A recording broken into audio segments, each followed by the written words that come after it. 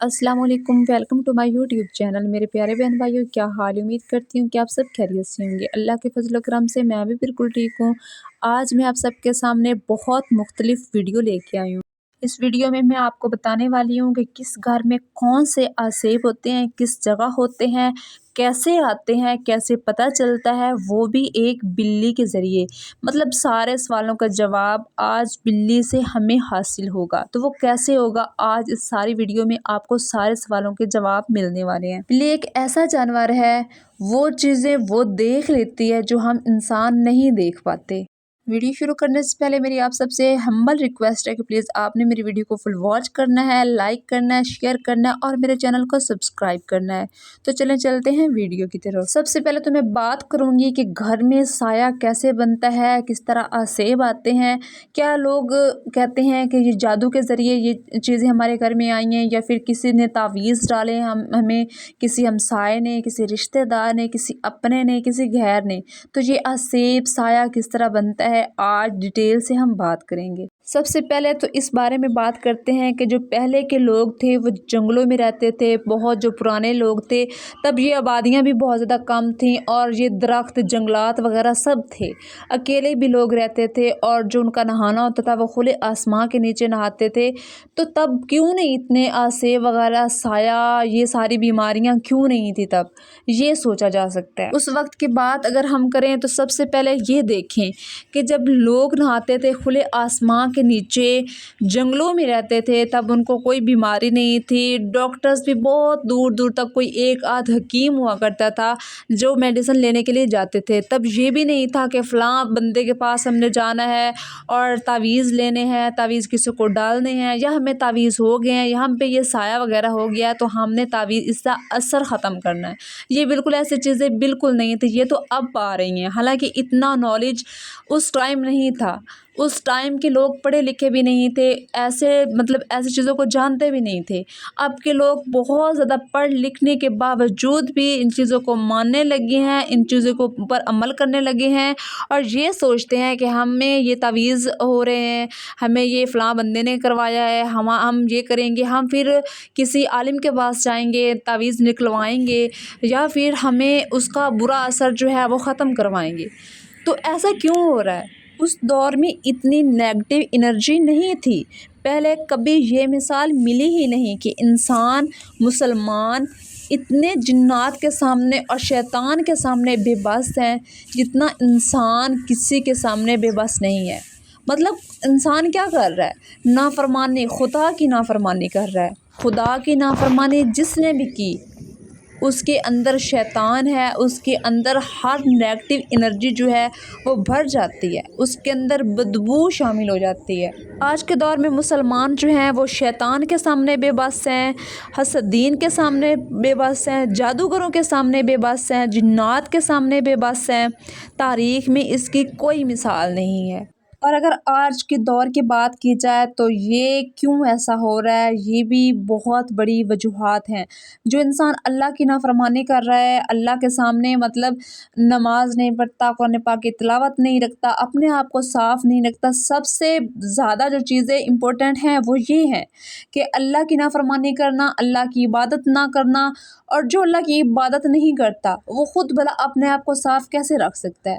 सबसे पहले जैसे सबसे बड़ी शराइत होती है नमाज की सबसे बड़ी शर्त जो होती है, नमाज अदा करने से पहले जैसे वज़ू करना होता है ना, ऐसे ही अल्लाह के फरमान को मानने के लिए, अल्लाह की रज़ा के लिए सबसे पहले ख़ुद को साफ़ रखना, अंदरूनी और बैरूनी साफ़ रखना ज़रूरी है। और हमेशा जो आसेब हैं, जिन्नात हैं और नेगेटिव एनर्जी कहाँ शामिल होती है? जहाँ पे बदबू हो, जहाँ पे कोई जैसे गला सड़ा हुआ मवाद होता है ना, वहाँ पे होता है। जहाँ पे गलत काम हो रहे होते हैं, जहाँ पे कोई सफाई नहीं होती, वहाँ पे ये बसेरा करते हैं। अच्छा, घर में ना ये दो तरीके से होते हैं, जिन्नात बसेरा करते हैं, दो तरह के होते हैं। मतलब एक तो वो होते हैं कि शुरू से जब हम घर बनाते हैं, घर बनाने से पहले वो अगर घर में कोई बेरी का दरख्त है, वैसे कोई दरख्त है, अनार है, अंगूर की बेल है, मतलब इस तरह के कोई दरख्त वगैरह लगे हुए हैं, तो वहाँ पे वो जो जिन्नात जो होते हैं वो बसेरा उनका होता है। जब हम घर बनाते हैं तो उसी जगह आके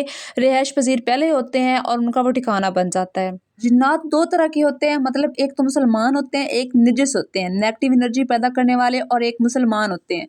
अब ये जो कहते हैं कि हमारे घर में बहुत ज़्यादा फसाद हो रहा है, बर्बाद हो रहे हैं हम, किस वजह से हो रहे हैं, तो ये दो तरीके से होते हैं। एक तो जो नजिस होते हैं वो तो फिर बर्बाद करते ही करते हैं, घर को माहौल सारा ख़राब कर देते हैं, और यहाँ तक कि इंसान को उसके घर से निकलने का ही कह देते हैं। अब ये दूसरे तरीके वाले जो होते हैं वो मुसलमान होते हैं। अब वो क्यों गुस्से में आ जाते हैं, वो क्यों नुकसान करते हैं, इसलिए करते हैं क्योंकि वो होते हैं मुसलमान और वो इबादत में मसरूफ़ होते हैं। जब घर में बहुत कोई बुरे काम किए जा रहे हों, नमाज ना अदा हो रही हो, और गाने नाच गाने इस तरह का चल रहा होता है, बुरे काम हो रहे होते हैं, तो तब उनको चिढ़ होती है और गुस्सा आता है, और वो तब नुकसान करते हैं। जाहिर सी बात है, अगर वो हैं मुसलमान तो वो ये तो नहीं कहेंगे ना कि हम इबादत कर रहे हैं, इबादत में हम मसरूफ़ हैं, और आप नाचें गाएं, गाने लगाएं, बुरे काम करें हमारे सामने। तो यहाँ तक कहा गया है कि अगर आप नहा रहे हैं तो किसी दरख्त के नीचे ना नहाएं, खुले आसमान के नीचे नहीं नहाना चाहिए। और उसके बाद ये है कि आप अगर वॉशरूम में हैं, कहीं वॉशरूम में भी हैं, तो अपने कपड़े आप वहाँ पे ना उतार के रखें, बल्कि वो लेके आए, बेशक आपने धोने नहीं है ना अभी, तो किसी टोकरी में बंद करके रख दें, क्योंकि जो कपड़ों में नेगेटिव एनर्जी शामिल होती है ना, उससे इंसान कभी भी ताब नहीं हो सकता। अब ये तो पता होता है, ये तो अंदाज़ा होता है कि इस घर में फ़लाँ जगह पे हमें ये साया नज़र आया है, हमें ये महसूस हुआ है, फ़लाँ कमरे में है, फ़लाँ हमारे सहन में है, फ़लाँ किचन में है, मतलब आपको पता अंदाज़ा तो हो ही जाता है ना कि ये जगह हमारे घर में सख्त है। तो उसको अंदाज़ा ये पता तसल्ली करने के लिए, तसल्ली लगवाने के लिए कि आया वो मुसलमान है या फिर नजिस है, नहीं ठीक है, हमें नुकसान हो रहे हैं, हमारे घर में नुकसान हो रहे हैं, हमारे वो हालात ख़राब हो रहे हैं, तो पता लगवाने के लिए सबसे बेस्ट तरीका है बिल्ली। बिल्ली से हम कैसे पता लगवाते हैं? बिल्ली से जितनी नेगेटिव एनर्जी का पता चलता है, उतनी किसी और चीज़ से तशख़ीस नहीं हो सकती। अगर आपका घर मुतासिर है या आपके घर में कोई जगह मुतासिर है जिससे आपको अंदाज़ा हो सकता है कि ये फ़लाँ जगह हमें कोई साया नज़र आता है या फ़लाँ जगह मुतासिर है हमारे घर की, तो हमें वो कैसे पता चलेगा कि कौन से हमारे घर में है, मुसलमान है या दूसरे हैं, तो किस तरह पता लगवाएंगे?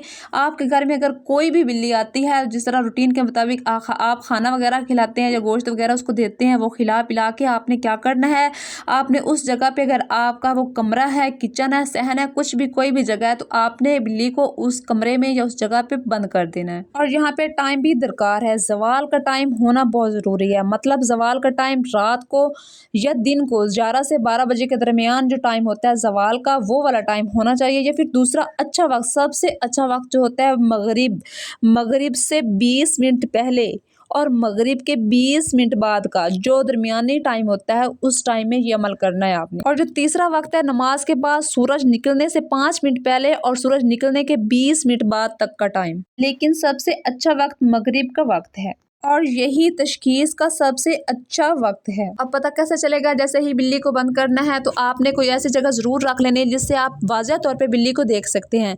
बिल्ली अगर जैसे चूहे को पकड़ती है और पीछे भागती है, ऐसे ही कमरे में भागना शुरू कर दे, ऊपर देख के छत की तरफ, दीवारों की तरफ, ज़मीन की तरफ, तो ऐसे आपने समझ लेना है कि ये नजिस है, मतलब ठीक नहीं है, मुसलमान नहीं है।